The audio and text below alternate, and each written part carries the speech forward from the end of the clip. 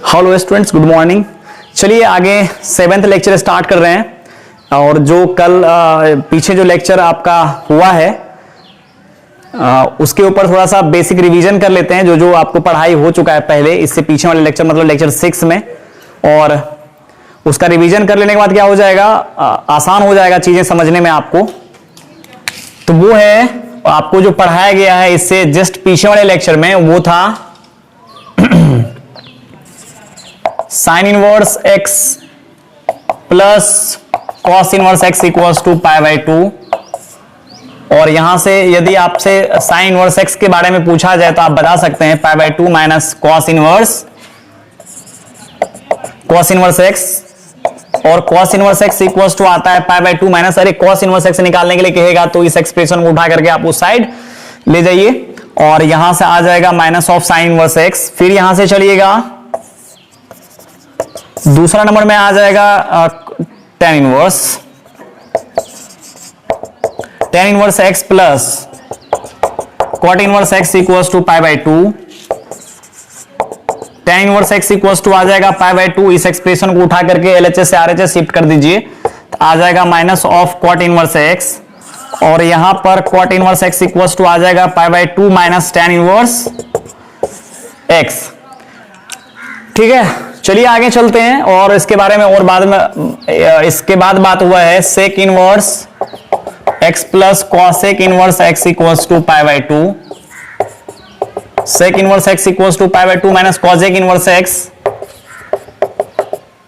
फिर यहां से आ जाएगा cosec inverse x equals to pi by 2 minus sec inverse x. अच्छा, और इसके बाद बताया गया है नेक्स्ट प्रॉपर्टी जो है ना, अगला प्रॉपर्टी है sine inverse sine theta equals to theta where theta belongs to minus pi by 2 to pi by 2। और उसके बाद है cos inverse cos theta equals to theta where theta belongs to 0 to pi. 3 नंबर में है tan inverse tan theta equals to theta होता है where theta belongs to minus pi by 2 to pi by 2।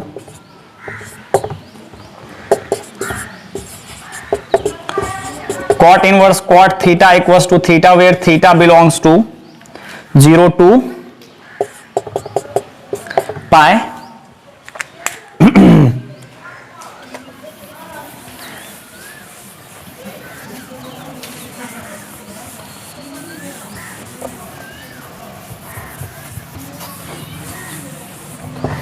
अच्छा, फिर आगे चलते हैं 5 नंबर पे।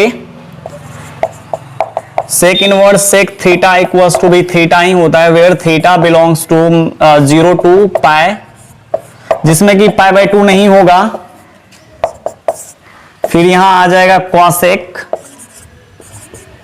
Inverse cosec theta equals to theta where theta belongs to minus pi by 2 to pi by 2। Minus pi by 2 से पाई by 2 के बीच में cosec defined होता है, बट 0 एक ऐसा नंबर है जहां पर कॉसेक अनडिफाइंड हो जाता है, सो आप 0 को यहां सबट्रैक्ट कर लें। चलिए आगे, इसके बाद फिर आपको नेक्स्ट प्रॉपर्टी जो है ना वो पढ़ाया गया है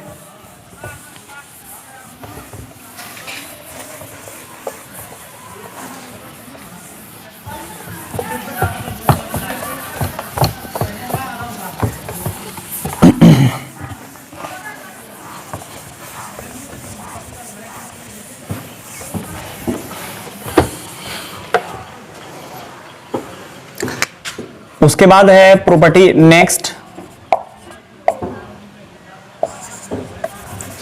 थोड़ा सा ये लिखने में नहीं बन पाता है, साइन इनवर्स ऑफ एक्स है ना, उल्टा होने की वजह से साइन इनवर्स ऑफ एक्स होता है एक्स। चलिए पहले लिख लेते हैं इसको, उसके बाद फिर cos inverse of x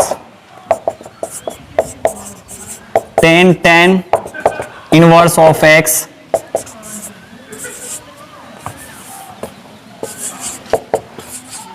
cot inverse of x sec inverse of x cosec cosec inverse of x.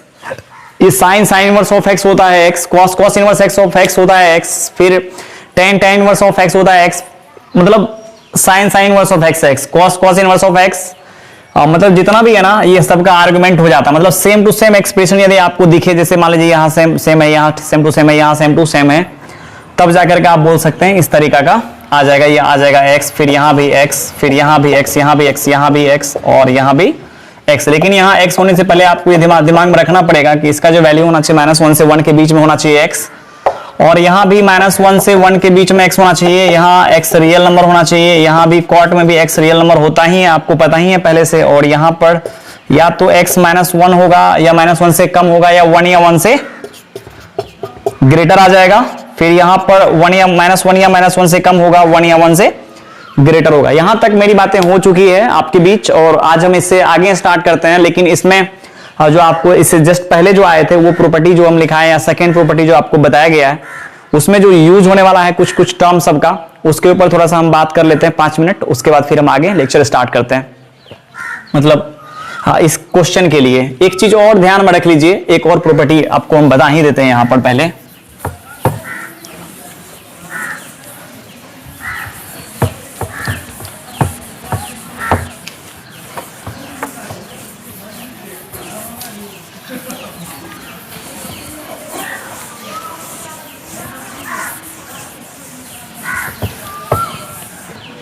इसमें देखिए है क्या, आपको क्या ये बात पहले से पता नहीं है?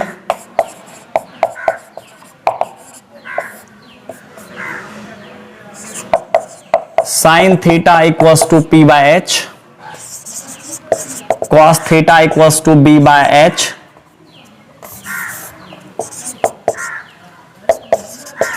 Ten theta equals to p by b, cot theta equals to b by p, sec theta equals to h by b, cosec theta equals to h by p। Feel करने वाली बात है। चलिए यहां पर बिना पीछे वाले चीज को ध्यान में रखते हुए आप यहां इनवर्स ले लीजिए, आप यहां इनवर्स लीजिए, पीछे वाले चीज को ध्यान में रखते हुए, बिना ध्यान में रखते हुए यहां आ जाएगा थीटा इक्वल्स टू आ जाएगा sine inverse p by H. यहां भी आप बिना ध्यान में रखते हुए ये काम कर सकते हैं, आ जाएगा cos inverse b by h. फिर यहां आ जाएगा theta equals to tan inverse p by b। फिर यहां आ जाएगा theta equals to cot inverse b by p। अरे ये तो वही पीछे वाला है ना, sine theta equals to x रहता था तो थीटा इक्वल्स टू आता था, जैसे आपको हो सकता है थोड़ा सा समस्या आ जाए। इतना का वैल्यू निकालना है तो इतना को उठा करके इस साइड कर दीजिए, और ये एक्सप्रेशन में यदि आप उठा करके इस साइड करते हैं ना तो ये तो इनवर्स ले लेगा। तो theta equals to sine inverse x. नहीं आई बात समझ में? नहीं आई?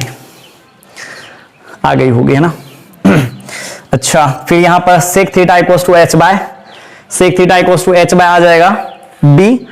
थीटा इक्वल्स टू यदि आप निकालेंगे तो आ जाएगा sec inverse h by b, and theta equals to यहां निकालेंगे तो ये पूरी कॉसेक को उठा करके उस साइड कीजिएगा तो आ जाएगा cosec inverse h by P. ये एच है, H by P.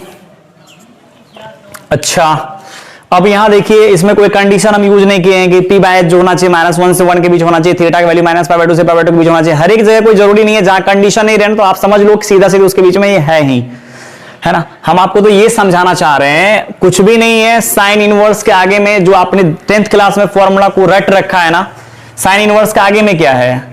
p by h. Cos inverse के आगे में क्या है? चूंकि साइन थीटा इक्वल्स टू जब p बाय एच होता है तो theta equals to sine inverse x।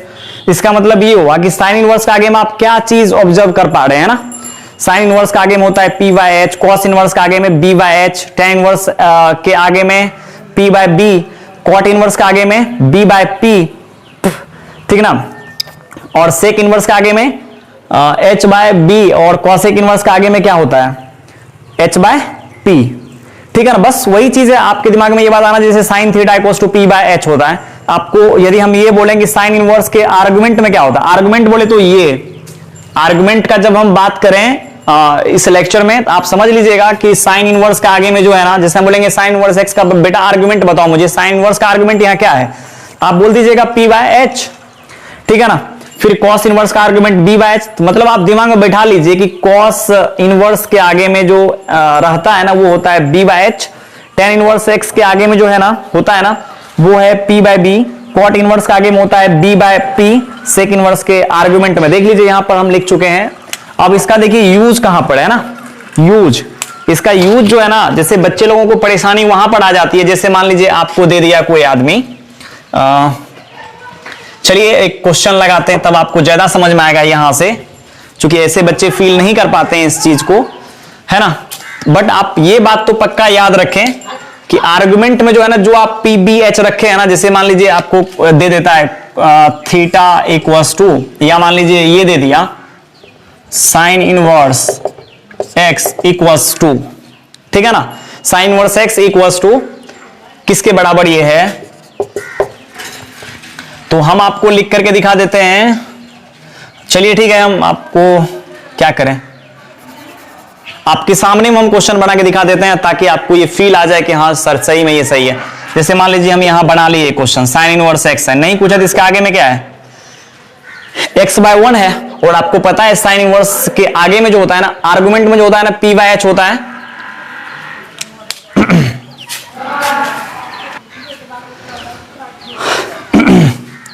ठीक है, चलिए यहां पर साइन इनवर्स जैसे मान लीजिए एक्स है, इसके आर्गुमेंट में क्या है, एक्स बाय 1 है ना, एक्स बाय 1 है, तो आप क्या समझ सकते हैं, जैसे आपको जो फील करना ना, आपको तो ये सोचना है sine inverse P by H, मतलब साइन इनवर्स का आर्गुमेंट में कुछ भी नहीं है, है ना, यदि आर्गुमेंट में है तो वो है पी बाय एच। तो यहां पर पी की जगह पर आप क्या फील कर पा रहे हैं, पी की जगह पर आप फील कर पा रहे हैं पी हो गया एक्स, ये मान लीजिए जिस किसी भी एंगल को रिप्रेजेंट कर रहा होगा ना वो एंगल मान लीजिए ये है, और एच की जगह पर आ जाएगा 1, आप बी नहीं निकाल पाएंगे, जैसे H square minus P square, ये आ जाएगा 1 माइनस एक्स स्क्वायर, ठीक है। अब जैसे मान लीजिए इतना बराबर हम ऑप्शन नंबर 1 में लिखते हैं कॉस इनवर्स, आपको पता है ना cos inverse 1 minus x square, फिर ऑप्शन नंबर बी में लिख लेते हैं tan inverse x by 1 minus x square, option number c में ले लेते हैं cosec inverse 1 by x, option number d में ले लेते हैं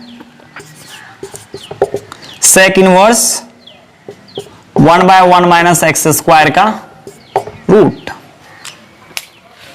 आपको बताना है कि इसमें से कौन से ऑप्शन सही है ना, मोर देन 1 करेक्ट ऑप्शन भी हो सकता है यहां पर। अब यहां देखिए ऐसे क्वेश्चन का सॉल्यूशन यहां हो चुका है ना, यहां पे हम कर दिए, क्योंकि इसी को देख करके तो हम क्वेश्चन लिखे हैं ऊपर में।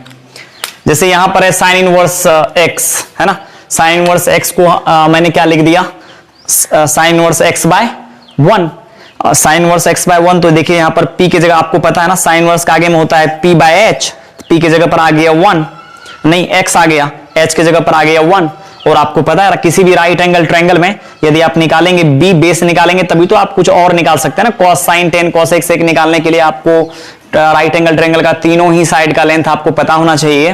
तो यहां पर जब आप निकालेंगे आपको h पता है, p पता है ना, यदि आप b निकालेंगे तो आ जाएगा √1 माइनस एक्स स्क्वायर। और चलिए यहाँ पे cos निकालते हैं, cos के आर्गुमेंट में क्या होता है बेटा बताएं आप मुझे, cos के आर्गुमेंट में देखिए होता है b by H, cos inverse के आगे में होता है b बाय एच, तो b की जगह पर आ जाएगा आपका ये, h की जगह पर ये आ जाएगा। तो आप जब यहाँ ऑप्शन नंबर b जब चेक करेंगे, चलिए इसको मिटाते हैं इधर वाले एक्सप्रेशन को, बाद बाकी तो आपको क्लियर हो ही गया होगा।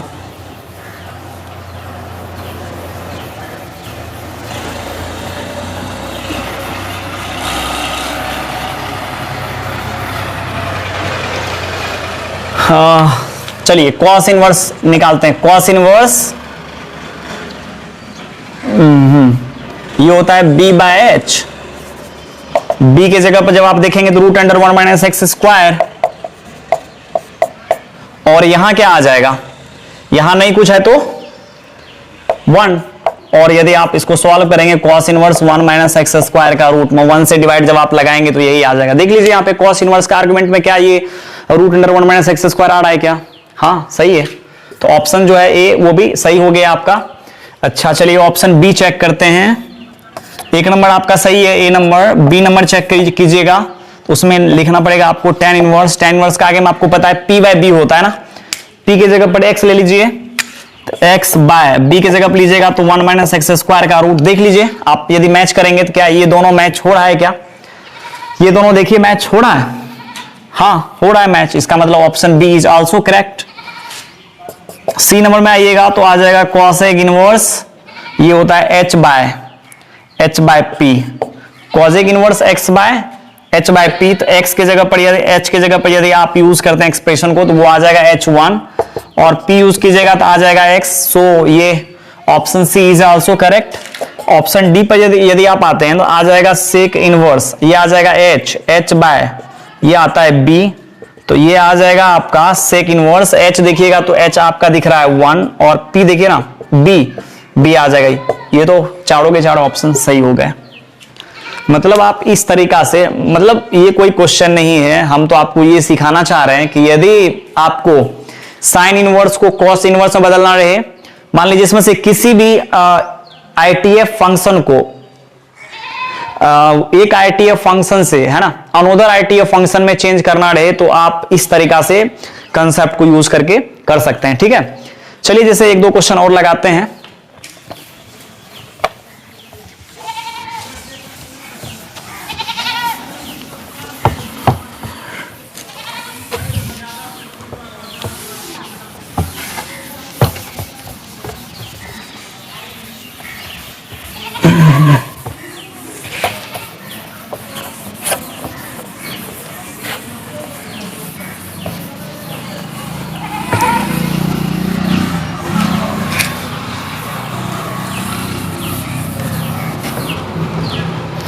जैसे देखिए आपको क्वेश्चन में दे दिया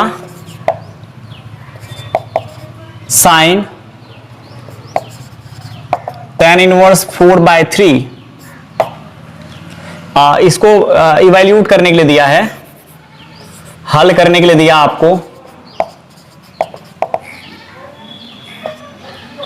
ये दे दिया है ना साइन tan इनवर्स 4/3, इसको दे दिया आपको इवैल्यूएट करने के लिए, इसका वैल्यू निकालने के लिए है ना। तो इसका वैल्यू आप कैसे निकालेंगे? तरीका देखिएगा, तरीका नंबर एक, पहले तो तरीका नंबर एक बहुत ही आसान तरीका अप्लाई करेंगे।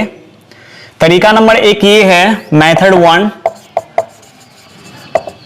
इसको करने का कि चलिए साइन इनवर्स नहीं, अरे क्यों ये इनवर्स लिखा जाता है बार बार, साइन tan इनवर्स 4/3 है ना, इसका वैल्यू निकालना है। तो आप सोचिए आपको एक फॉर्मूला पता है कि sine inverse x equals to तो होता है x, ये बात आप जानते हैं और हम आपको जस्ट इसी लेक्चर में रिवीजन कराया ना, इससे पीछे वाले लेक्चर में हुआ है ये बात, लेकिन रिवीजन तो आपको इसमें हुआ है।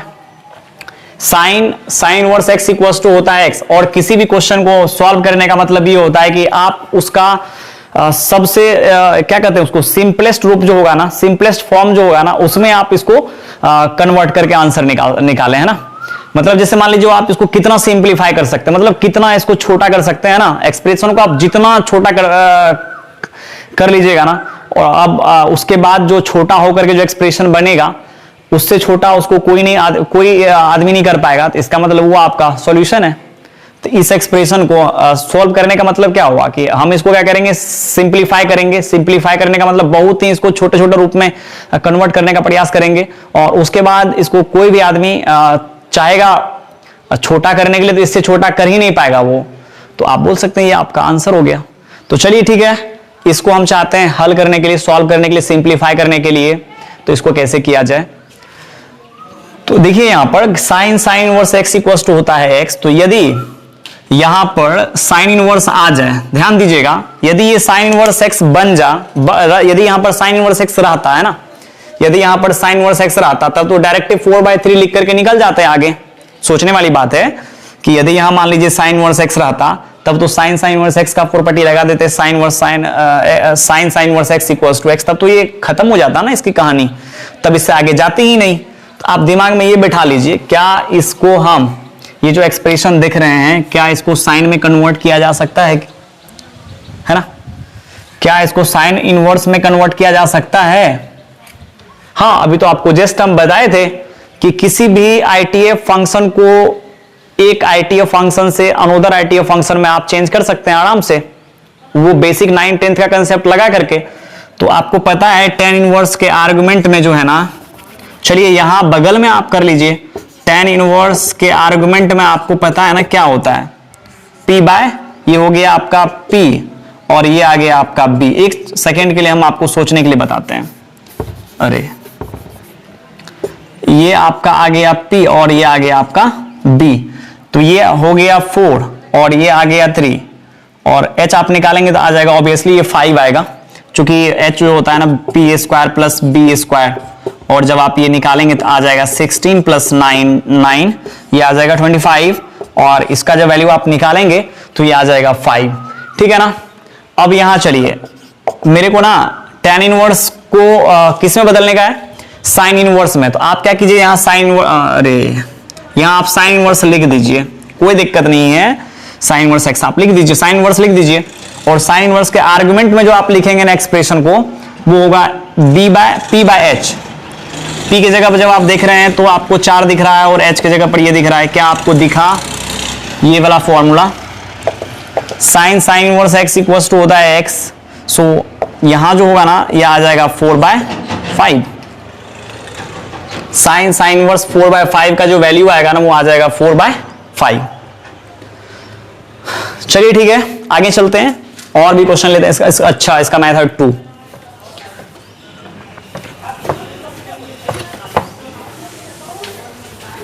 ये तो हो गया बहुत ही छोटा मेथड था इसका करने का।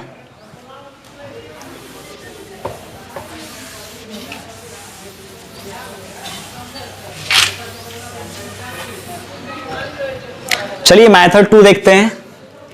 हाँ, मेथड 2 में क्या है? Sine tan inverse 4/3।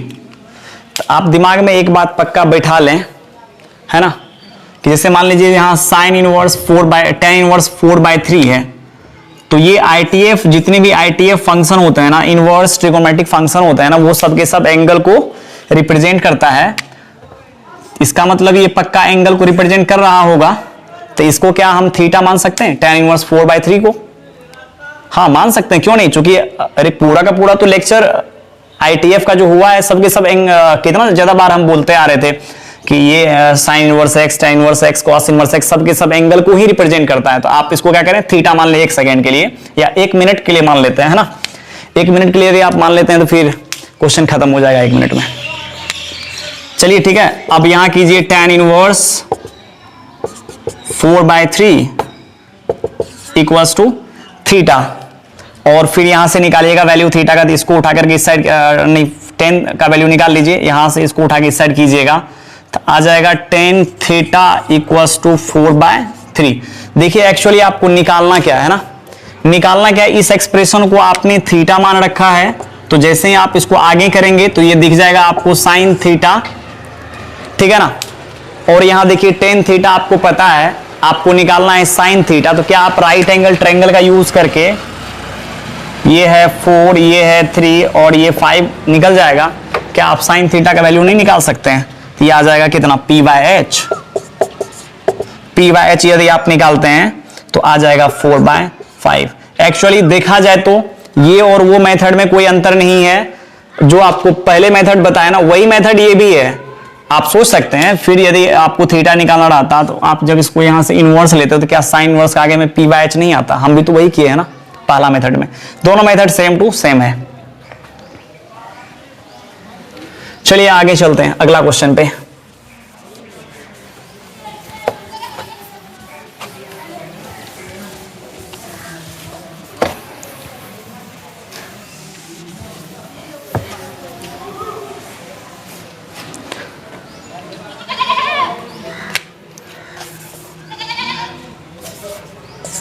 अगला क्वेश्चन है, मान लीजिए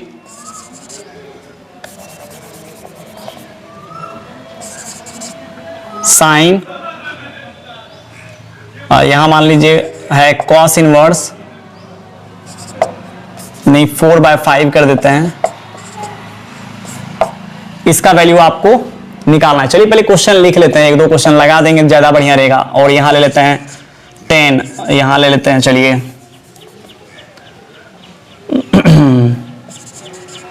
साइन इनवर्स 5/13, फिर यहां ले लीजिए सेक, यहां ले लेते हैं, अच्छा चलिए कॉस ले लेते हैं एक बार, और कॉस ले लेते हैं 3/5, फिर एक और साइन ले लेते हैं, यहां कॉसेक इनवर्स ले लेते हैं, और यहां ले लेते हैं 5/3। चलिए ये सब का वैल्यू आपको निकालना है। अभी इसका वैल्यू कैसे निकाला जाए ये बात हम लोग ध्यान में लाते हैं।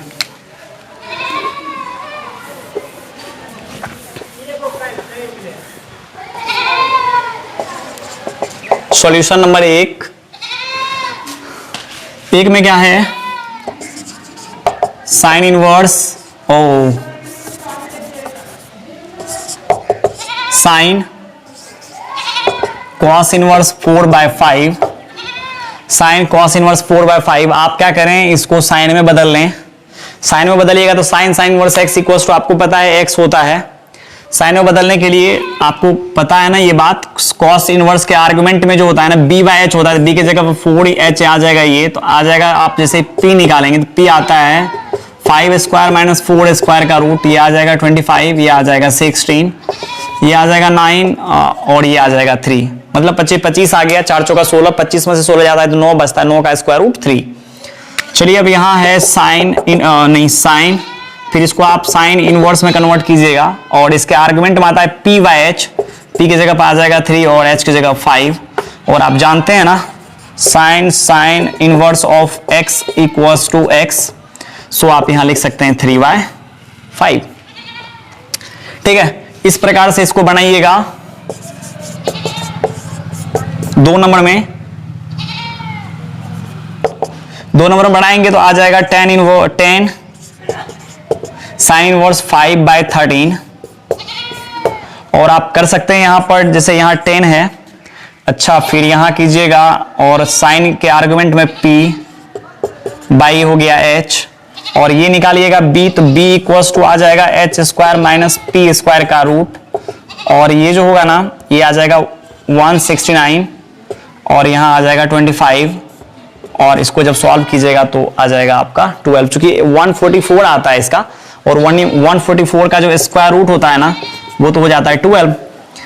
अच्छा चलिए, अच्छा यहां पर है 10, तो यहां पर 10 है तो यहां आप 10 मिलाने का प्रयास करें, चूंकि आपको पता है ना tan inverse x equals to b होता है x, तो यहां जब आप 10 मिलाना चाहेंगे तो tan इनवर्स आ जाएगा, और tan इनवर्स होता है p/b, तो p इक्वल्स टू आ जाएगा 5 और b इक्वल्स टू आ जाएगा ये, और देखा जाए तो आ जाएगा 5/12।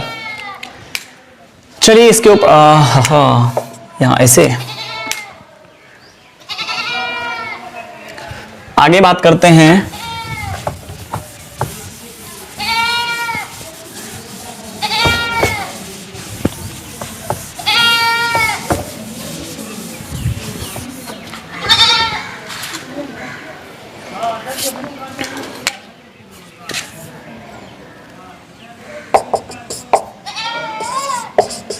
सेक कॉसेक इनवर्स 3/5, अच्छा कॉसेक नहीं है कॉस है,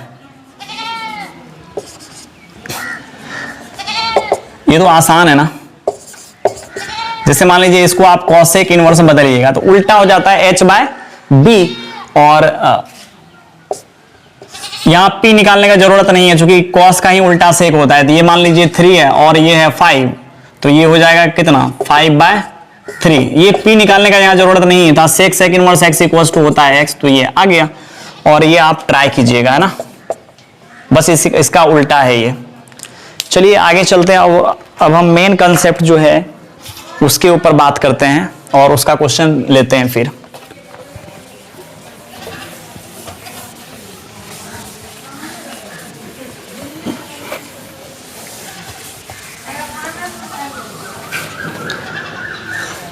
क्वेश्चन मान लीजिए ऐसे भी रह सकता है, जैसे मान लीजिए साइन हो गया, यहां आ जाएगा tan inverse x plus cot inverse x, ठीक है ना। आपके दिमाग में ये बात आना चाहिए, जैसे मान लीजिए यहां sine tan inverse x plus cot inverse x equals to क्या होगा। तो आपको तो पता, हाँ एक मिनट, एक बात तो हम भूल ही गए थे तभी करने के लिए। Sine inverse x plus cos inverse x equals to π/2 तब होता है जब जो यहां पर हो वही यहां पर हो। यदि ये दोनों सेम नहीं है ना, जैसे ऐसे आप नहीं कर सकते हैं, sine inverse x plus cos inverse y equals to भी π/2, tan inverse x plus cot inverse x equals y equals to भी π/2, sec inverse x plus cosec inverse y equals to π/2। बेटा यदि आप इस तरीका से करते हैं ना तो ये गलत हो जाएगा, क्योंकि यहां जो है जब तक वही यहां नहीं रहेगा तब तक π/2 होगा ही नहीं, यहां जो है वही जब तक यहां नहीं रहेगा तब तक ये π/2 होगा ही नहीं, यहां जो है वही यहां नहीं रहेगा तब तक ये π/2 होगा ही नहीं। बस ये बात आप ध्यान में रखिएगा, ठीक है। और यहां देखिए इस क्वेश्चन में आपको कुछ दिखा क्या, यहां पर जो है वही यहां पर है, सो इसका वैल्यू आ जाएगा कितना, π/2। अरे क्या जरूरत है इसको इतना करने का, π/2 आ जाएगा। और आप जानते ही हैं साइन π/2 का वैल्यू होता है 1। फिर जैसे मान लीजिए यहां ले लेता कॉट, है ना, कॉट आ जाता है, यहां पर आता sec inverse x plus cosec inverse x, और आप इसका वैल्यू क्या बोलते हैं, π/2, और कॉट π/2 होता है कितना, 0। कॉट π/2 कितना आ जाएगा, 0, ठीक है। अच्छा चलिए अब आगे,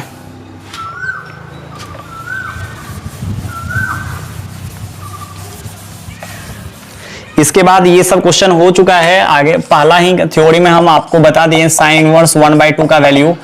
ये साइन इनवर्स 1/2 एंगल को रिप्रेजेंट करेगा, यह उस एंगल को रिप्रेजेंट करेगा जिसका साइन 1/2 के बराबर होगा। तो किस एंगल का साइन 1/2 आपको केवल ये बता देना है, हो गया। तो हम आपको ऐसे बोलते हैं इस चीज को, आप ऐसे लिखिएगा इसका आंसर, साइन कितना का वैल्यू 1/2, 30 का, 30 बोले तो π/6। साइन इनवर्स 1/√2, साइन कितना डिग्री का वैल्यू 1/√2, या साइन किस एंगल का वैल्यू 1/√2, तो आपको पता है π/4 का।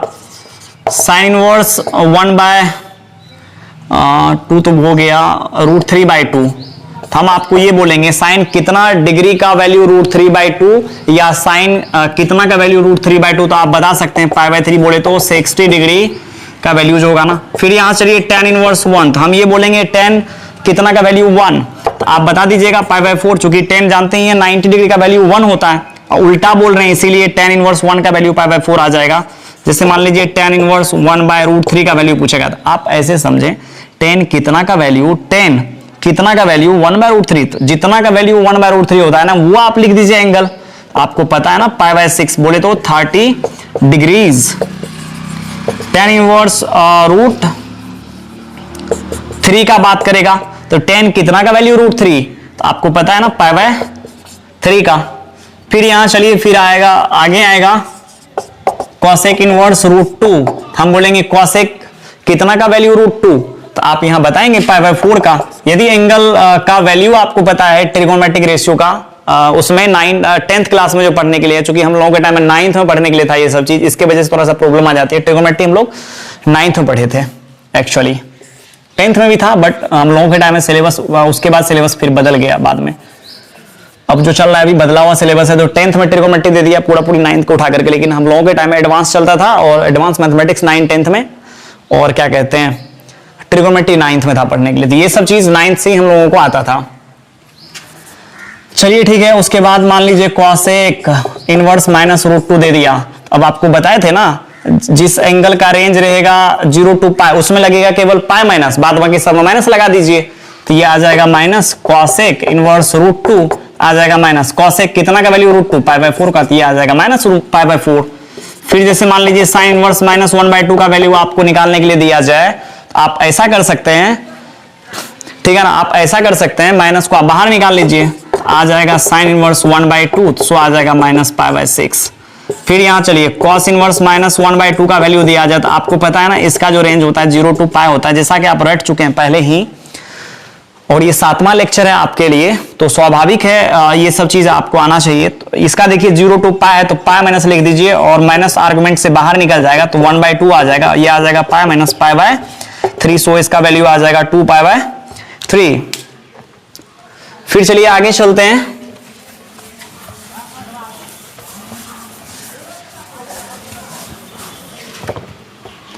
आगे ले लेते हैं कॉट इनवर्स माइनस रूट 3 ले लेते हैं, तो पाई माइनस कॉट इनवर्स आ जाएगा रूट 3, पाई माइनस कॉट कितना का वैल्यू रूट 3, आपको पता है ना पाई बाय 6, ये सब याद कर लीजिएगा, कॉट कितना का वैल्यू रूट 3, तो वो आता है पाई बाय 6 का, तो ये आ जाएगा बेटा 5 पाई बाय 6। फिर यहाँ चलिए आप आगे लेते हैं सेक इनवर्स माइनस रूट 2, और इसका भी देखिए 0 to होता है पाई, और इसका भी रेंज 0 to पाई में है, इसीलिए पाई माइनस लगेगा, इसका भी 0 to पाई में है, लेकिन यहाँ पाई बाय 2 नहीं होता है। यदि आप बार बार ऐसे करके करते जाएंगे तो आपको इसका रेंज भी याद हो जाएगा, और रेंज याद होने पे आईटीएफ काफी आसान हो जाता है बच्चा के लिए। तो यहां से चलिए पाई माइनस आ जाएगा सेक इनवर्स रूट 2, और इसका वैल्यू निकालिएगा, सेक कितना का वैल्यू रूट 2 पाई बाय 4 का, और इसका वैल्यू निकालिएगा तो आ जाएगा बेटा 3 पाई बाय 4। आगे चलते हैं, और इस तरीका का जितना भी क्वेश्चन है आपके एनसीईआरटी में 2.1 एक्सरसाइज है ना, 2.1 एक्सरसाइज उसको बनाइएगा, वो आराम से बन जाएगा आपसे।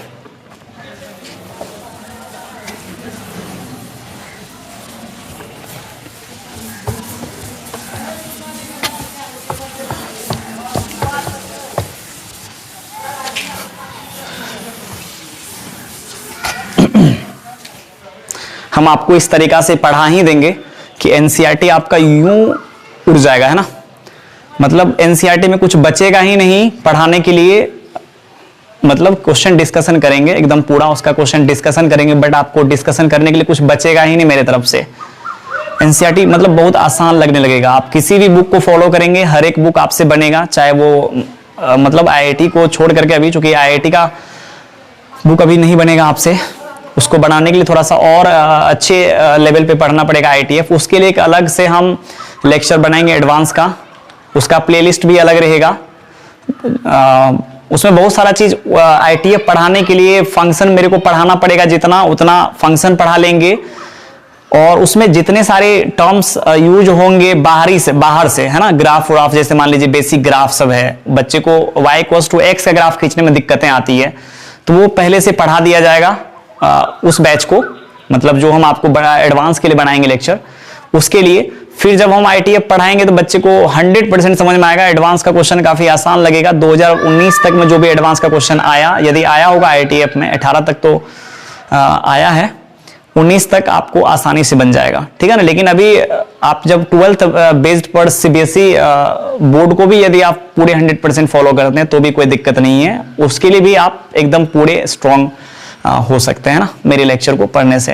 लेक्चर थोड़ा सा लंबा भी इसलिए हो जाती है कि यदि हम बेसिक से नहीं पढ़ाएं, देखिए आज आपको 2 लेक्चर जो हुआ है 2 दिन में, मतलब जैसे मान लीजिए लेक्चर 6 और लेक्चर 7, उसमें बहुत सारे आईटीएफ का कवर हो गया है ना, तो इस तरीका से भी यदि पढ़ाते तो भी कोई दिक्कत नहीं, लेकिन 5 लेक्चर जो पीछे लिया गया अभी हम आपके सामने नहीं है, आपको जो भी दिक्कतें आए उसको हम क्लियर कर सकें, इसके वजह से थोड़ा सा बहुत बेसिक से लेकर के चलते हैं ताकि बच्चे को समझने में कहीं से तकलीफ नहीं हो। यदि आप उसको देखेंगे आपका कंसेप्ट अच्छा हो जाएगा, बहुत सारा चीज में आप अटक जाते हैं, वो चीज वहां आपका क्लियर हो जाएगा। ग्राफ देख करके बच्चा को डर लगता है, कम से कम ये सब चीज तो रुक जाएगा ना। आप यदि आईटीएफ पढ़ते हैं तो आपको उसके बारे में हर एक चीज आता है, ये बात मान करके आपको चलना चाहिए, है ना। और वो चीज जब आप नहीं जानेंगे, खाली पढ़ लेने से क्या होता है बताइए, पढ़ लेने से तो कुछ भी नहीं होता है ना। इसलिए आपको अच्छा मैथ्स पर पकड़ बनाने के लिए जितने हम आपको बेसिक्स पढ़ा रहे हैं उनको भी आपको देखना चाहिए, फॉलो करना चाहिए, और इधर जो आपको पढ़ा रहे हैं इसको तो करना ही चाहिए, है ना। चलिए ठीक है, फिर हम आगे बढ़ते हैं। अभी अब जैसे मान लीजिए आपको कोई ये पूछे कि साइन 7 पाई बाय 6 का बेटा मान आप मुझे बताइए, तो आप क्या बताएंगे। तो आप एक बात रट जाइए कि जो साइन π/6 का वैल्यू होगा ना वही साइन 7 π/6 का वैल्यू होगा। बस आप इस बात को रट जाइए, 100% इस बात को रट जाइए। जैसे मान लीजिए आपको फिर लगेगा कि सर ये कैसे, तब इसका वैल्यू 1/2 लिख दें क्या, क्योंकि साइन π/6 का वैल्यू तो 1/2 होता है। जैसे मान लीजिए इसको एक सेकंड के लिए हम इसको डिलीट कर देते हैं ना, इसको हटा देते हैं यहां से, तो साइन 30 डिग्री का वैल्यू तो 1/6, तो क्या साइन 7 π/6 का वैल्यू भी 1/2 ही होगा, है ना। ऐसा आपके दिमाग में आ सकता है। हम बोलते हैं कुछ क्षण के लिए आप बोल दो कि हाँ 1/2 ही होगा, है ना। फिर आप बोलेंगे कि नहीं सर, क्या इसका वैल्यू निकालने के लिए यदि दिया जाए तो क्या इसका भी √3/2 लिखना सही है? हम बोलेंगे सही है, हाँ सही है बेटा, सही है ये। फिर आपके दिमाग में आएगा क्या ये सर ये भी सही है, नहीं इसको π/4 कर देते हैं, क्या ये 1/√2 लिखना सही है? हम बोलेंगे एकदम सही है। फिर मान लीजिए 10 है, बच्चे के दिमाग में आया सर 7 π/4 का वैल्यू, क्या ये जैसे साइन π/4 1 होता है तो 7 π/4 भी 1 होगा? हम बोलेंगे हाँ यार लिख दो, कोई दिक्कत नहीं है, आप तो लिख दो, कहीं से कोई समस्या नहीं यदि आप लिखते हैं तो, है ना, वैल्यू तो यही होगा। हाँ अब जैसे देखिए, अब थोड़ा सा लग सकता है ना सबका वैल्यू यदि ऐसा ही हुआ तो ट्रिग्नोमेट्री से बनाया क्यों गया, है ना। ये सब वैल्यू जो आया तब तो आदमी को पढ़ने का जरूरत नहीं था ना इतना ज्यादा, तब क्या जरूरत था इतना पढ़ने का, है ना। ये भी बात आ सकती है सामने। बट आप एक बात ध्यान में रखें कि सब कुछ सही है, यदि π/6 है तो ये पूरे आर्गुमेंट का वैल्यू भी उतना के बराबर ही आएगा जितना के बराबर ये था, ये हाँ ठीक है ना। तो आप बस एक बात ध्यान में रख लीजिएगा कि यदि आपको इसका क्वाड्रेंट पता चल जाए, इस एंगल का, इस एंगल का, इस एंगल का, इस एंगल का, केवल आप क्वाड्रेंट पता कर लीजिए ना। क्वाड्रेंट यदि आप पता कर लेते हैं तो कोई दिक्कत नहीं है, बस साइन में चेंज कर देंगे। जैसे मान लीजिए ये चल गया सेकंड क्वाड्रेंट में, सेकंड क्वाड्रेंट में आपको पता है ना साइन पॉजिटिव होता था, आप +1/2 लिख दीजिए। ये मान लीजिए थर्ड क्वाड्रेंट में चल गया, आपको पता है ना ये एंगल थर्ड क्वाड्रेंट में यदि रहेगा तो उसका यदि आप साइन लेंगे और थर्ड क्वाड्रेंट में साइन होता है नेगेटिव, तो ये जो वैल्यू देगा वो तो निगेटिव देगा ना, वैल्यू तो वही देगा √3/2 ही, लेकिन वैल्यू तो निगेटिव दे देगा। जैसे मान लीजिए फोर्थ क्वाड्रेंट में है ना, फोर्थ क्वाड्रेंट में आपको पता है कि साइन जो है निगेटिव होता है, अरे ये इसका वैल्यू तो 1/√2 ही होगा, लेकिन फोर्थ क्वाड्रेंट में जाने की वजह से साइन उस क्वाड्रेंट में निगेटिव हो जाता है, इसके वजह से यहां हमको देना पड़ गया माइनस का साइन, मेरे को देना पड़ गया ना। फिर यहां देखिए मान लीजिए ये है थर्ड क्वाड्रेंट में, यदि ये थर्ड है नहीं, ऐसे अभी चेक नहीं किए हैं, बिना चेक किए हम बता रहे हैं आपको, मान के चलिए कि थर्ड क्वाड्रेंट में है और आपको पता है थर्ड क्वाड्रेंट में जो साइन होता है 10 होता है ना वो होता है प्लस, इसीलिए इसका वैल्यू 1/2 आ गया। बस खाली क्वाड्रेंट आप चेक कर लीजिए, केवल क्वाड्रेंट यदि आपको इसका पता चल जाए तो आप आसानी से बता सकते हैं कि इसका वैल्यू 1/2 आएगा कि इसका वैल्यू -1/2 आएगा, है ना। इसका √3/2 आएगा या -√3/2 आएगा, इसका 1/√2 आएगा या -1/√2 आएगा, या इसका वैल्यू 1 आएगा या -1 आएगा, है ना। ये आपको पता चल सकता है। तो इस चीज को समझने के लिए आप पहले क्वाड्रेंट चेक कर लें। क्वाड्रेंट चेक करने के लिए आपको हम इसी में से किसी न किसी एक वीडियो लेक्चर में या 4 में या 5 में इसमें बताया गया है क्वाड्रेंट आप कैसे चेक कर सकते हैं, बट आपको नहीं पता है मान लीजिए, फिर भी हम आपको भी यहां बता देते हैं क्वाड्रेंट कैसे चेक करते हैं। चलिए ठीक है, इधर जो होगा एक्स एक्सिस पर इस साइड जो एंगल आएगा, इस साइड जो एक्स एक्सिस पर का एंगल होता है वो होता है ऑड मल्टीपल, ऑड इंटीजर दे दीजिए ना, ऑड इंटीजर इनटू पाई इस एरिया में लाई करेगा, और इस एरिया में इवन इंटीजर, ये बता दिया गया है, हम आपको बार बार बोल रहे हैं, ये बता दिया गया है आपको पीछे वाले चैप्टर में। याद रखिएगा 3 पाई का पोजीशन यहां होगा, 4 पाई का यहां होगा, 7 पाई का यहां होगा, 10 पाई का यहां होगा, मतलब ऑड वाले जितने भी है ना सबके सब इधर लाई करने लगेगा, और इवन वाले जो भी है ना उस साइड लाई करेगा। ओके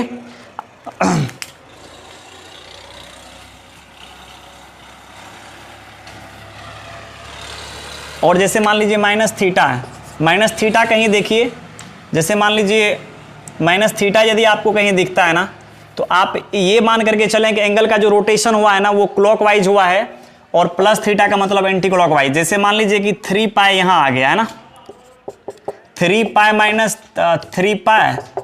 -θ कहां होगा, जैसे मान लीजिए 3 पाई यहां है, -θ कीजिएगा, -θ होने के साथ ही रोटेशन जो एंगल का होगा वो हो जाएगा क्लॉकवाइज। क्लॉक का जो डायरेक्ट इस प्रकार से जानते हैं आप, क्लॉकवाइज चलने का मतलब इस प्रकार से चलती है घड़ी का सुई, और एंटी क्लॉकवाइज बोले तो इस प्रकार से। और 3 पाई +θ का बात किया जाए, 3 पाई +θ का बात किया जाए तो एंगल को जो आप मेजर करेंगे ना, उसको आपको ऐसे करना पड़ेगा, 3 पाई प्लस थीटा वो लाई करने लगेगा किस क्वाड्रेंट में, थर्ड क्वाड्रेंट में ना, थर्ड क्वाड्रेंट में।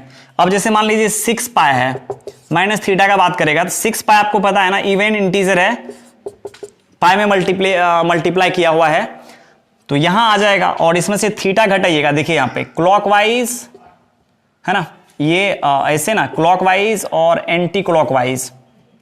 तो यदि आप 3 पाई माइनस थीटा करते हैं तो क्लॉकवाइज जाएगा ऐसे, तो जब आप एंगल को ऐसे ले जाइएगा तो ये तो फर्स्ट क्वाड्रेंट में आ जाएगा ना।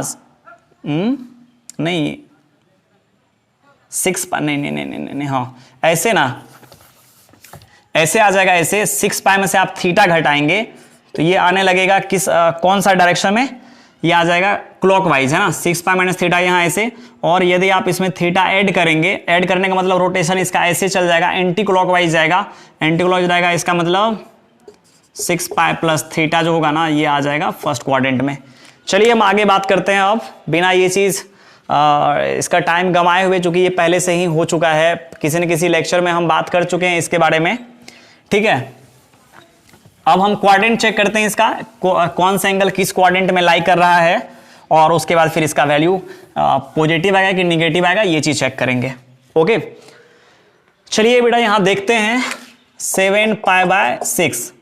आप तो सीधा सीधी ऐसे समझिए कि 7 में आप क्या कीजिए 6 से डिवाइड कीजिएगा, और इसको आप बचपन में आप कैसे लिखते थे, क्या कहते हैं उसको, हिंदी में बोला जाता है पूर्णांक फॉर्म में या इंटीजर फॉर्म में, हम लोग अंग्रेजी में बोलते हैं इस चीज को। जैसे मान लीजिए 7 बाय 6 है, आप इसको लिख सकते हैं 1 प्लस 1 बाय 6, मतलब इसको आप ऐसे ही बोल सकते हैं 1 इंटीजर 1 बाय 6 है ना। और इसमें देखिए पाई से मल्टीप्लाई किया हुआ है तो यहाँ हो जाएगा पाई, और आप जैसे ही पाई से मल्टीप्लाई करेंगे तो पाई प्लस पाई बाय 6, मतलब 7 पाई बाय 6 को लिख सकते हैं आप पाई प्लस पाई बाय 6। और यहाँ पर 79 पाई बाय 3 है, तो आप इसको ऐसे लिख सकते हैं, और इसमें 3 से डिवाइड लगा दीजिए।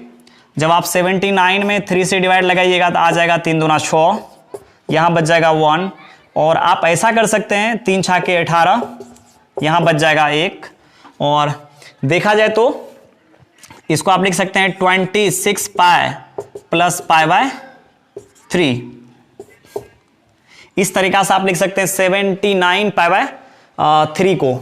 और 101 पाई बाय 3 को करने के लिए आप क्या कीजिए, इसमें 3 से डिवाइड लगा करके इस फॉर्म में आप लिख लीजिए। इस फॉर्म में लिखने के बाद आपको पता चल जाएगा किस क्वाड्रेंट में कौन सा एंगल लाई करता है। जैसे यहाँ चलिए आप 7 पाई बाय 6 का क्या कहते हैं, मेरे को क्वाड्रेंट चेक करना है, ये 7 पाई बाय 6 किस क्वाड्रेंट में लाई कर रहा है। इसके लिए पाई प्लस पाई बाय 6 का पोजीशन चेक करना पड़ेगा मुझे। आप इसको लिख लीजिए यहाँ पर पाई प्लस पाई बाय, ऐसे ही बाय ऑब्जर्वेशन भी आप बता सकते हैं कि ये जो है 7 पाई बाय 6 को पाई प्लस पाई बाय 6 लिखा जा सकता है, 26 पाई प्लस पाई बाय 3 लिखा जा सकता है, किसको 79 पाई बाय 3 को, यदि आपको। अच्छा चलिए इसका क्वाड्रेंट चेक करना है ना, इसका क्वाड्रेंट चेक करना है, पाई प्लस पाई बाय 6 किस क्वाड्रेंट में लाई कर रहा है। अच्छा अभी आपको हम बताए हैं पाई के साथ यदि ऑड नंबर मल्टीपल में रहे, इसका पोजीशन एक्स एक्सिस पर ही होता है, और वो इस डायरेक्शन में आ जाएगा, ओरिजिन से लेफ्ट हो जाएगा, तो यहाँ आ जाएगा पाई। और पाई में यदि आप कुछ भी ऐड करते हैं, ऐड कीजिएगा तो एंटी क्लॉकवाइज डायरेक्शन में एंगल रोटेट होगा, और यदि आप सब्ट्रैक्ट करते हैं तो क्लॉकवाइज डायरेक्शन में रोटेट होगा। तो पाई प्लस पाई बाय 6 जो हो जाएगा ना, ये लाई कर जाएगा थर्ड क्वाड्रेंट में, और थर्ड क्वाड्रेंट में साइन होता है नेगेटिव। देयरफॉर आप यहाँ बोल सकते हैं साइन 7 पाई बाय 6 का वैल्यू जो होगा ना -1/2 आ जाएगा। होगा तो 1/2 ही, बट क्वाड्रेंट के अकॉर्डिंग इसका आप साइन चेंज कर दीजिए और आपको पता चल जाएगा इसका। अब जैसे चलिए इसमें ये हो गया, और अब हम इसका साइन निकाल रहे हैं क्वाड्रेंट में, क्या है 79 पाई बाय 3 का। इसको यदि आप लिखते हैं तो आता है 26 पाई प्लस पाई बाय 3। अब आप बता सकते हैं 26 पाई प्लस पाई बाय 3, 26 कहाँ आएगा बताइए, बताएंगे आप लोग।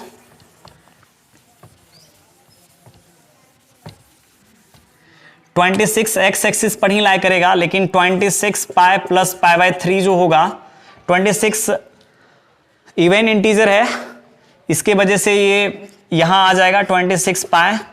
और इसमें यदि आप ऐड करते हैं तो इसका जो रोटेशन होगा एंगल का, चूंकि यहां आकर के ये स्थिर हो गया, इसमें यदि आप पाई बाय 3 ऐड करते हैं तो इसका रोटेशन एंटी क्लॉकवाइज हो जाएगा, जो कि फर्स्ट क्वाड्रेंट में आपको दिखेगा एंगल। मतलब ये हुआ 79 π/3 लाई इन फर्स्ट क्वाड्रेंट। और आप जानते हैं फर्स्ट क्वाड्रेंट में जो होता है साइन होता है पॉजिटिव, है ना, उसके वजह से यहाँ पर ऐसे फर्स्ट क्वाड्रेंट में तो ऑल ट्रिगोनोमेट्रिक फंक्शन जो होता है ना पॉजिटिव ही होता है, साइन भी पॉजिटिव होगा और जो साइन π/3 का वैल्यू होगा ना वही साइन 79 π/3 का वैल्यू होगा। चलिए अब इसका निकालते हैं। कोई ज़रूरी नहीं है, आप बहुत कुछ कर सकते हैं। इसका वैल्यू आपको पता है π/4 होगा या तो -π/4 होगा। आप ऐसे ऑब्जर्व कर सकते हैं इस चीज़ को। ऐसा हम इसलिए बोल रहे हैं, इसका वैल्यू या तो नहीं 1/√2 होगा या तो -1/√2 होगा। यदि ये फर्स्ट एंड सेकेंड क्वाड्रेंट में लाई करेगा तब ये 1/√2 हो जाएगा, और यदि ये सेकेंड एंड नहीं थर्ड एंड फोर्थ क्वाड्रेंट में लाई करेगा तब ये हो जाएगा, है ना, क्योंकि थर्ड एंड फोर्थ क्वाड्रेंट में जो साइन होता है ना वो क्या होता है, नेगेटिव होता है, और फर्स्ट एंड सेकेंड में पॉजिटिव होता है ना। चलिए इसका क्वाड्रेंट चेक करते हैं। तो 101 में आप क्या करेंगे, 4 से डिवाइड करेंगे। 101 पाई ले लेते हैं, है ना, बाद में तो लिखना ही पड़ेगा मुझे।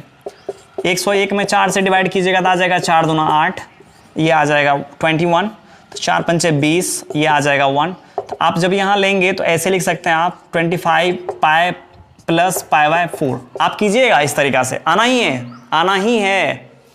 और आपको पता है ना 25 पाई तो यहाँ आकर के लाई करेगा, और इसमें यदि आप π/4 ऐड करते हैं तो ये आ जाएगा थर्ड क्वाड्रेंट में, और थर्ड क्वाड्रेंट में साइन क्या होता है, नेगेटिव होता है। सो ये संभव है और ये नहीं होगा। इसका मतलब इसका जो आंसर हो जाएगा ना, इसको आप लिख सकते हैं -1/√2। ऐसे इसका वैल्यू तो होगा 1/√2 ही, लेकिन थर्ड क्वाड्रेंट में एंगल होने की वजह से साइन होता है थर्ड क्वाड्रेंट में नेगेटिव, देयरफॉर इसका जो वैल्यू आया ना -1/√2 आ गया। ओके, चलिए आगे चलते हैं, इसका वैल्यू निकालते हैं। साइन 10 7 π/4।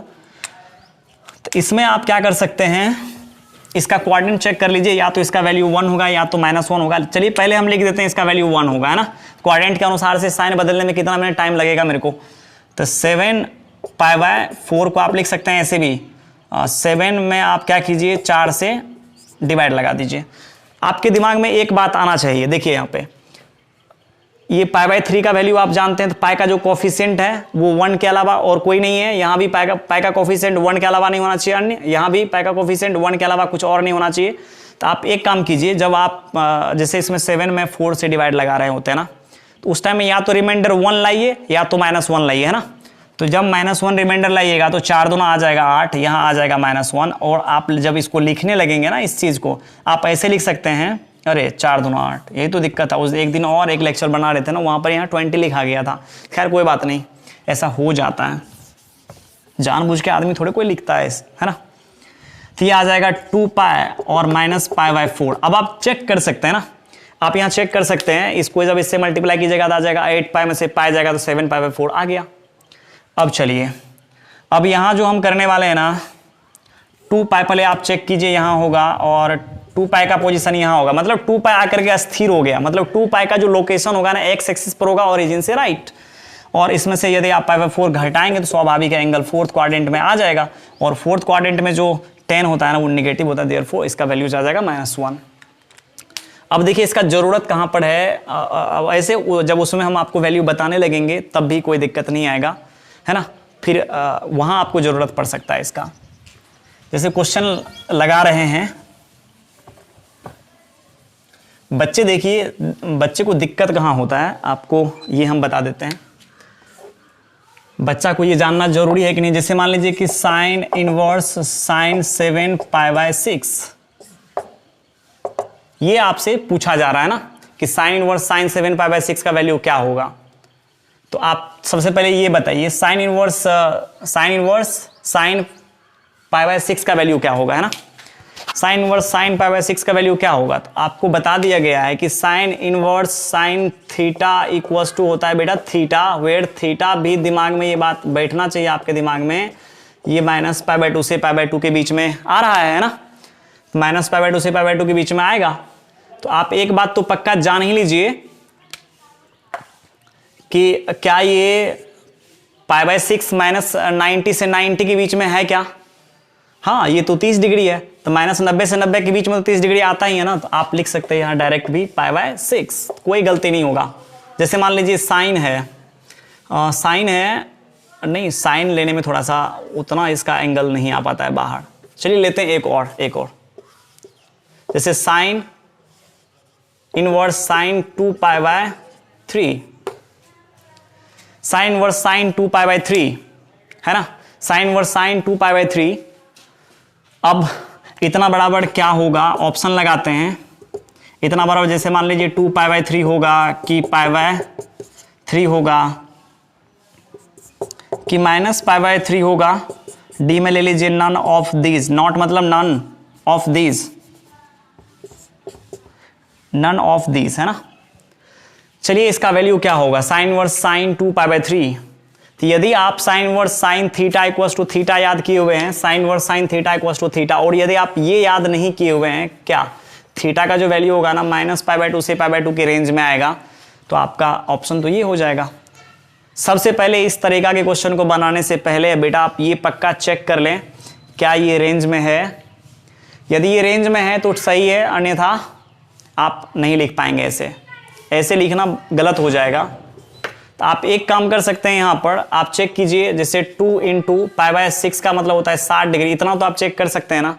और ये आ जाएगा मान लीजिए 120 मतलब 120 डिग्री जो है ना, ये कभी भी -90 से 90 के बीच में नहीं लाई करता है। ये कभी भी नहीं लाई करता -90 से 90 के बीच में। सो ये गलत हो जाएगा, ये नहीं आएगा, क्योंकि यदि आप साइन इनवर्स साइन थीटा बराबर थीटा लिखते हैं बिना ये चीज़ जाने कि थीटा -π/2 से π/2 के बीच में नहीं आ रहा है ना, तो गलत हो जाएगा। अब इसका मतलब ये ऑप्शन रिजेक्ट हो गया, ये तो उस इंटरवल में लाई ही नहीं कर रहा है। ठीक है, तो अब आपको क्या करना चाहिए, या तो आप इसको उसके रेंज में ले आइए -π/2 से π/2 के बीच में, या नहीं तो उससे बढ़िया तरीका आपको हम बता रहे हैं, या तो आप इसका वैल्यू निकाल लीजिए। नहीं आई बात समझ में ना, या तो आप इसको इसके रेंज में ले आइए। जैसे मान लीजिए कि साइन 2π/3 को आप ऐसे लिख लें, साइन π - π/3, और साइन π - थीटा होता है साइन थीटा, तो आप ऐसे लिख लें, या तो आप इसका वैल्यू निकाल लें।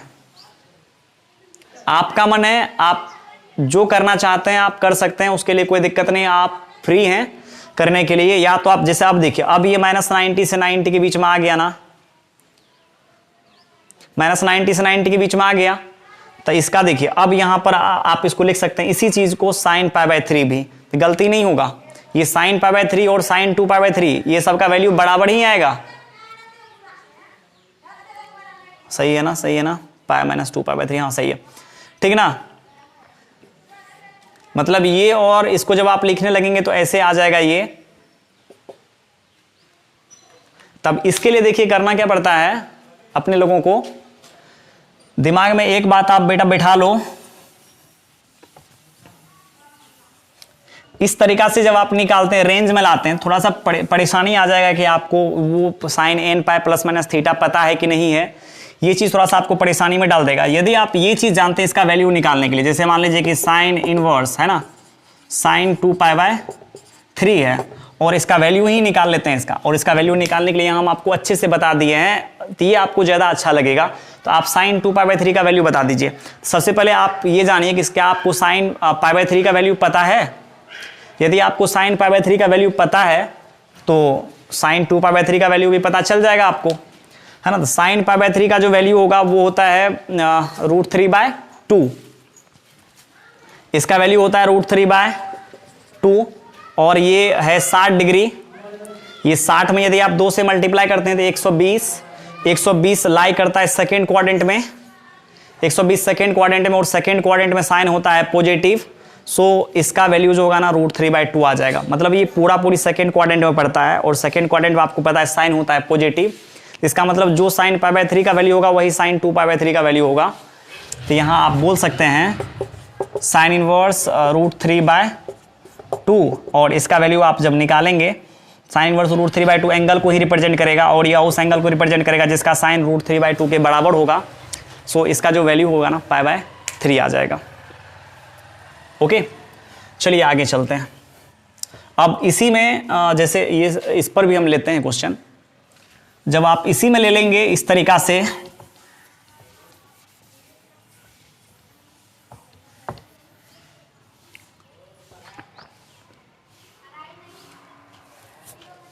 अच्छा यदि आप यहां पर ले लेते हैं sine inverse sign 7 pi by 6, है ना, आप यहां देख लीजिए क्या ये उस रेंज में लाई कर रहा है क्या?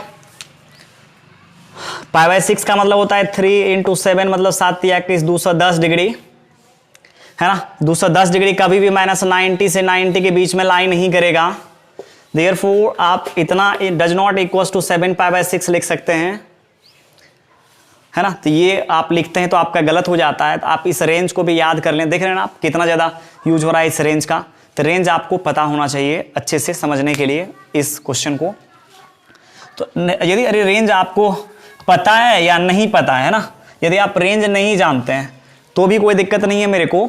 आप एक काम कर सकते हैं, यहाँ पर इसका वैल्यू निकाल लीजिए। और अभी आप जस्ट निकाले थे इसका वैल्यू, तो आया था साइन, या ऐसे देखिए ना 7 पाई बाय 6 को आप लिख सकते हैं पाई प्लस पाई बाय 6। और ये पाई प्लस पाई बाय 6 जो है ना, इसका मतलब 7 pi by 6 belongs to quadrant 3।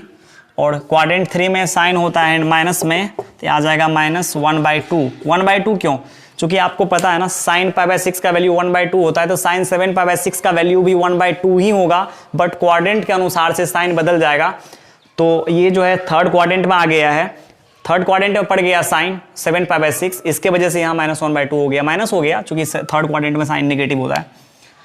अब चलिए अभी जो यहाँ किए, यहाँ पे कहाँ यहाँ पे, और साइन इनवर्स -x के बारे में बता दिए हैं, जब तक माइनस बाहर निकलेगा नहीं ये वाला प्रॉपर्टी से।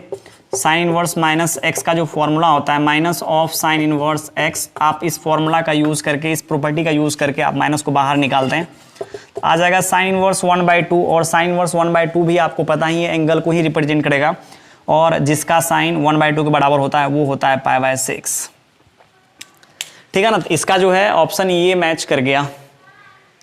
इसके बाद चलिए आगे चलते हैं अगला क्वेश्चन पे।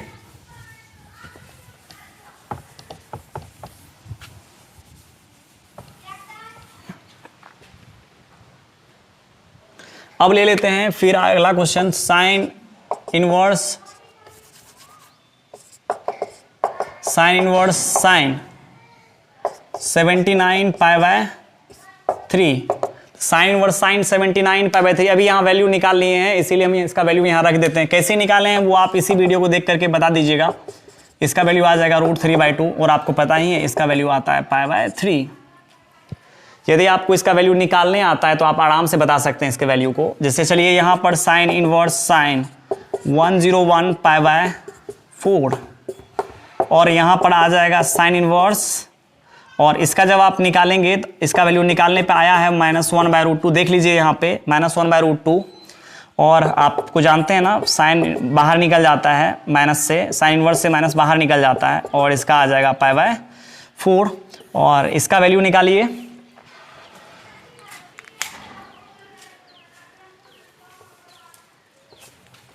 सेवन पाई बाय 4 था।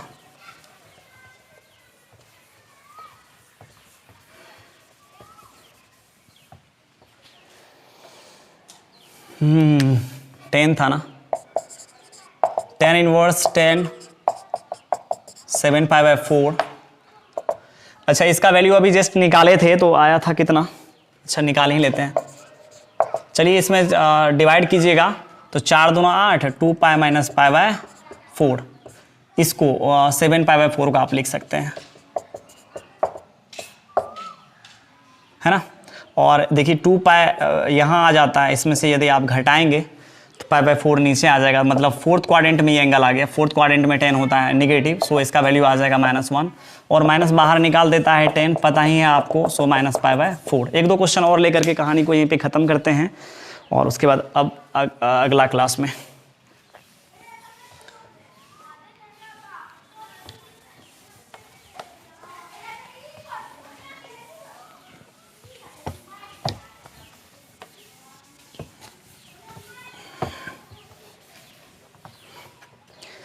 जैसे यहाँ देखिए क्वेश्चन मान लीजिए रह सकता है ऐसे, साइन इनवर्स साइन 13π/6, ये रेंज में नहीं है। साइन इनवर्स साइन 13π/6 रेंज में नहीं है, चूंकि आपको पता है π/6 का मतलब 30 डिग्री होता है। 30 में यदि आप 3 से मल्टीप्लाई करते हैं 13 या 39, 390 डिग्री आ जाएगा, जो कि कभी -90 से 90 के बीच में नहीं आएगा। इसका वैल्यू निकालिए पहले। 13π/6 इसमें जब आप डिवाइड करेंगे तो आ जाएगा 6 दूना 12, 2π + π/3। और बेटा 2π का पोजीशन आपको पता है यहाँ होता है, इसमें यदि आप π/3 ऐड करते हैं तो ये आता है फर्स्ट क्वाड्रेंट में, और फर्स्ट क्वाड्रेंट में साइन होता है पॉजिटिव, है ना। तो जो π/3 का वैल्यू होगा वही साइन π/3 का वैल्यू आ जाएगा, 13π/3 का वैल्यू होगा, π/6 का वैल्यू होगा। तो इसका तो आ जाएगा 1/2, और इसका पूरी आपको पता पहले से निकालने के लिए बता दें, इसके ऊपर ज़्यादा बात नहीं करेंगे। चलिए आगे है सेक इनवर्स सेक। सेक इनवर्स सेक यहाँ ले लेते हैं 7 1 8 1 8 16 1 17। चलिए ठीक है, इतना का आपसे वैल्यू पूछा जा रहा है क्या होगा, ठीक है। तो सबसे पहले देखिए इसका वैल्यू या तो 2 होगा या तो -2 होगा। यदि इसका क्वाड्रेंट पता चल जाए तो मेरा काम बन जाएगा। 7 1 8 1 को आप 3 से डिवाइड लगाइएगा, 7 1 8 1 को 3 से डिवाइड लगा दीजिए, 3 दूना आ जाएगा 6, यहाँ बचा 1, 3 3 9, यहाँ बच गया 2 8 3 9 27, यहाँ हो गया 1 1, 3 चौका 12 लगा दीजिए, ताकि जैसे मान लीजिए यहाँ बच गया था 11, 3 चौका 12 लगाइए, रिमाइंडर या तो -1 लाइए या तो 1 लाइए। तो यदि देखा जाए तो आप इतना पाई को आप लिख सकते हैं ऐसे, इतना पाई को लिखेंगे 23 9 4 माइनस, है ना, π/3, ओ पाई। अब यहाँ देखिए इवन होने के वजह से यहाँ रहेगा थीटा, जब आप घटाएंगे तो ये आ जाएगा फोर्थ क्वाड्रेंट में, और फोर्थ क्वाड्रेंट में सेक होता है पॉजिटिव। सो इसका वैल्यू जो होगा ना सेक इनवर्स, इसका वैल्यू आ जाएगा 2। अरे नहीं आया समझ में ना, जो सेक π/3 का वैल्यू होगा वही इतना का भी होगा, ये बात तो आप जान लें। और बस क्वाड्रेंट चेक कर लीजिए, क्वाड्रेंट के अनुसार से साइन बदल दीजिएगा। अब इतना सारा एक्सप्रेशन को रेंज में लाना भी तो थोड़ा सा कठिन हो जाता है ना, बच्चे लोगों को समझ में नहीं आता। आप वैल्यू निकाल के डाल दीजिए, सीधा सीधी निकल जाएगा आपका, और ये आ जाएगा π/3। चलिए आज की कहानी यहीं ख़त्म करते हैं, और उसके बाद फिर अगले लेक्चर में मिलते हैं आपसे, और इस पर भी क्वेश्चन लेकर और बहुत सारे क्वेश्चन को अंजाम देंगे हम लोग। चलिए, थैंक यू।